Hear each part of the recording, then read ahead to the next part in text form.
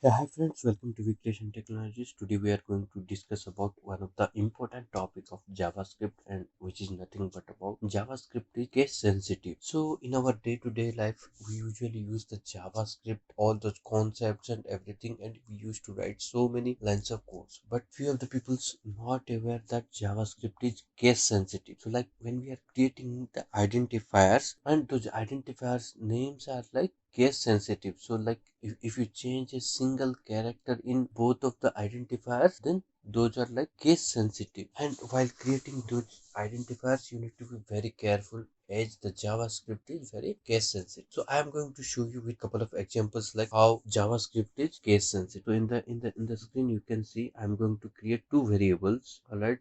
So by using the var keyword. So let's say var, and here first name.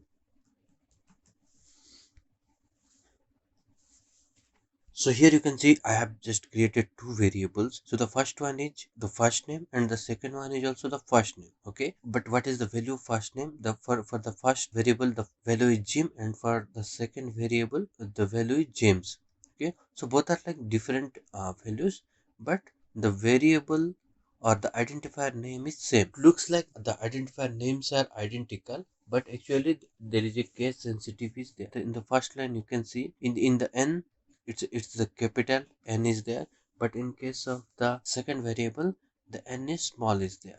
Okay. So now if I to show the output like in the UI, so I can use the console.log, and let's say I'm going to pass the first name. So here you can see like inside that console.log method, when I inserted that first as the string, then it is showing two variables. Like what are the two variables? So first one is the first name, and the second one is the also the first name, but the difference is like in the two variables, there is a difference of the n, which is the capital N and the small n.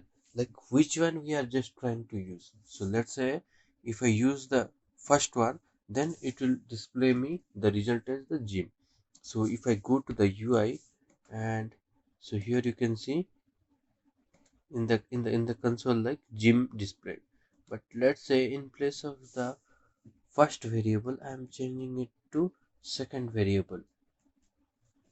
So here in case of the second variable, the n is a small letter, and here you can see it display the James. So in the console.log you can see the James got displayed. Alright. So there is one more thing is that so here you can see we use the var keyword.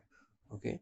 But we can use the let keyword and const keyword. So those things are fine. But here let me just remove this var keyword, and if I try to give this var keyword is capital, then it won't like allow you.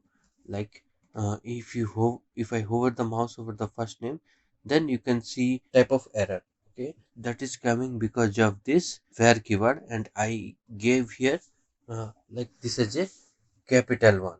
Okay, so which is not expected. So if I give here var keyword with the small letter, and which is absolutely going to work fine. So here you can see the keyword also are like very case sensitive. So let's say in place of this small v, if I am going to pass the capital V, then also it will going to show you the same error. So always use the small one, like which. So like this keywords like var keyword or let keyword or const keyword, these are like already predefined keywords which is provided by the JavaScript, and which are already case sensitive. So if we are going to change those case like from the small to capital, then obviously these are going to throw you an error. So in this video we learned about the JavaScript is case sensitive, and like while creating those variables or identifiers, always like create in such a manner that you won't get confused, and always use like whatever the keyword or identifier you created in the same manner. So this is all about our today's video. Thank you. Please like and subscribe to our channel.